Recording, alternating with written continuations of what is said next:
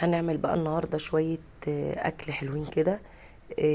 مختلف تماما عن الغدا اللي هو اليومي اللي هو رز وخضار وكلام من ده. هنعمل النهاردة مع بعض شوية كبدة شوية سجق، هنعمل حواوشي فراخ. عايزه اقول لكم طريقتهم سهله، التتبيله سهله جدا. عايزه اقول لكم الكميه مش كتير بس تقضي ناس، يعني تعمل وليمه. زي ما انتم شايفين كده انا بعمل السندوتشات اهو، طبعا بعيش بلدي. عايزه اقول لكم سهله جدا، والوصفه دي حلوه جدا في يوم الاجازه، يعني ندلع ولادنا. طبعا هوريلكم الطريقه والمقادير. بس يا رب تعملوا شير للفيديو وتتفرجوا على الفيديو وتعملوا لايكات كتير عشان خاطر يوصل لكل الناس. زي ما انتم شايفين كده انا جبت كبده، الكبده ديت كبده خروف، اللي هي كبده اللي هي بتاع الخرفان يعني. هجيبها الوقت كده فيها ليا، احط معلقه زيت بسيطه جدا عشان خاطر اسيح الليا. طبعا هبدا ان انا اقلبها كده. عايزه اقول لكم ان الكبده ما بتتغسلش، انا كنت بغسلها في الاول فعلا. بس انا قلت ان انا اجربها بدون ما اغسلها. عايزه اقول لكم طلعت تحفه جدا، مفيش فيها اي ريحه زفاره. اهم حاجه ان احنا نمشي على الخطوات بالظبط. زي ما انتم شايفين كده انا بدات ان انا اشوح الكبده. وبعد كده هجيب بقى فلفل حار عشان اعمل الدقه بتاعت الكبده الاسكندراني. جبت فلفل حار وليمون وطبعا توم، وهنبدأ بقى نحط البهارات. زي ما انتم شايفين كده هقطع الفلفل، طبعا فلفل حار وعصر ليمون كده، وابدا ان انا اضربهم. عايزه اقول لكم ان انا الثوم عندي مهروس فمش هحتاج ان انا اضربه، طبعا هاخد معلقه منه. هبدا بقى ان انا احط البهارات بتاعتي، كزبره ورشه من القرفه، ده اساسي لازما قرفه. طالما في كبده او فراخ يبقى لازما رشه القرفه وفلفل اسود ورشه كمون، بس كده. مش هحط اي حاجه تانية، وطبعا الملح. وهضيف في الاخر الثوم وابدا ان انا ادوبهم كده مع بعض. طبعا بعد ما الكبده اتشوحت كده وخدت لون واللون اتغير، هاخدها انقلها، وفي نفس الطاسه هبدا بقى انزل بالدقه اللي هي اللي احنا عملناها من شويه. وطبعا هحط خل، بس الخل طبعا في الاخر. هبدا اشوحها وبعدين ارجع تاني بالكبده كده واقلبهم كويس جدا مع بعض.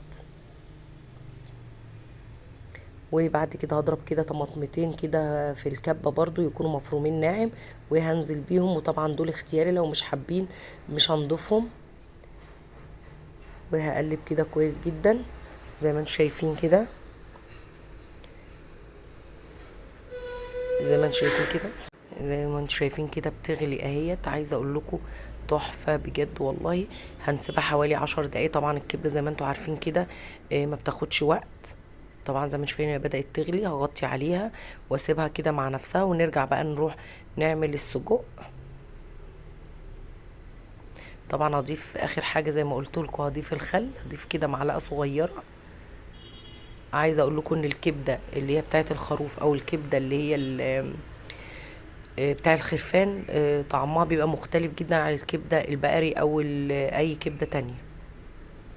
هنجيب بقى السجق ونبدأ ان احنا نقطعه كده، يعني الحجم اللي احنا عايزينه. عايزين اصغر من كده ماشي مفيش مشكلة. طبعا هجيب صينية او طاسة تكون كبيرة.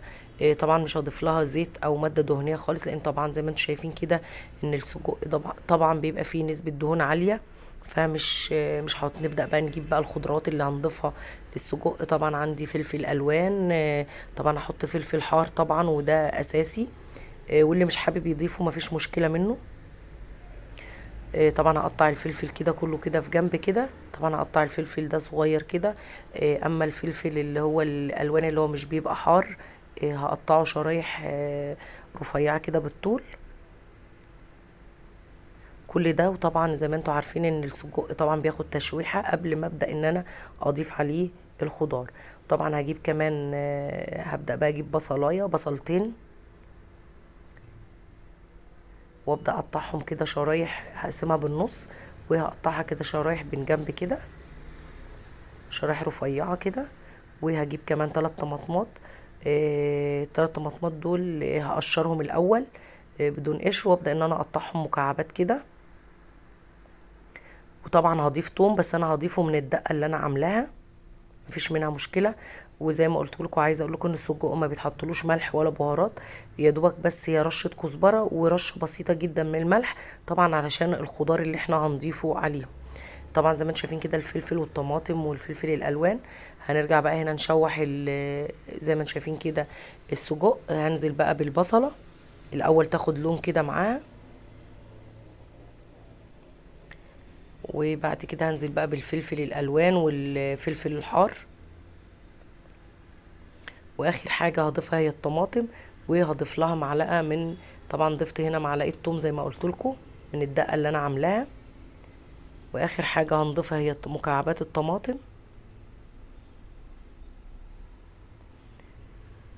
وهنضيف كمان معلقه من صلصه الطماطم عشان تدي لون حلو جدا للسجق. وزي ما قلت لكم مش هنضيف غير ملح بسيط جدا علشان خاطر السجق بيبقى مملح، ورشه بس بسيطه جدا من الكزبره.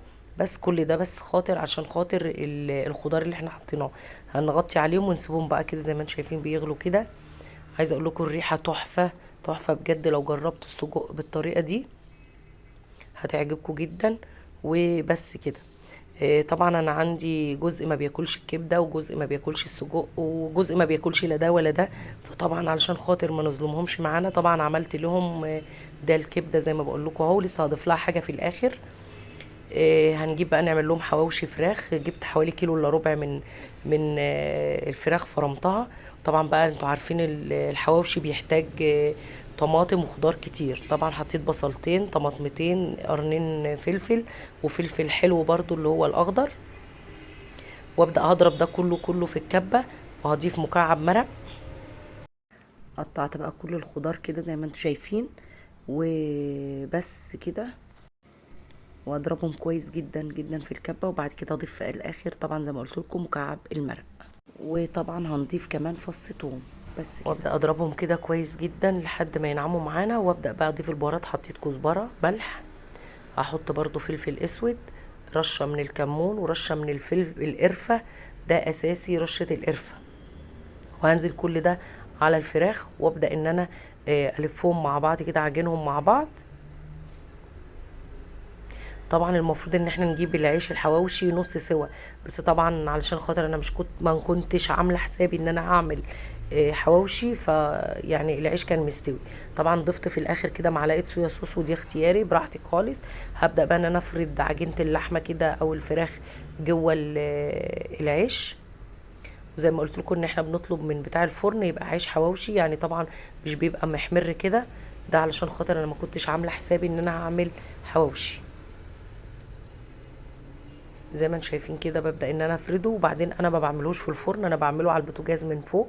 هجيب كده صينيه من بتاع الفرن عاديه خالص، وهحط زيت عليها، وابدا ان انا اخلي العيش ياخد وشه قدام زيت، وابدا بقى ان انا احطه على النار كده، وابدا دايما عيني معاه افضل اقلب فيه كده لغايه ما ياخد اللون الحلو ده. بس كده وكده خلاص الحواوشي خلص. هسيبه بس يتحمص كده على نار هاديه، وبعد كده اروح بقى هنا على الكبده. زي ما قلت لكم ان انا هضيف لها لسه حاجه، طبعا اضيف لها فلفل الوان، وطبعا ده اختياري براحتنا خالص. لو احنا مش عايزين نضيفه مفيش مشكله، هي الكبده كده تمام. هنيجي بقى هنا نرص بقى الصينيه بتاعتنا. طبعا كنت انا عامله محمره بطاطس.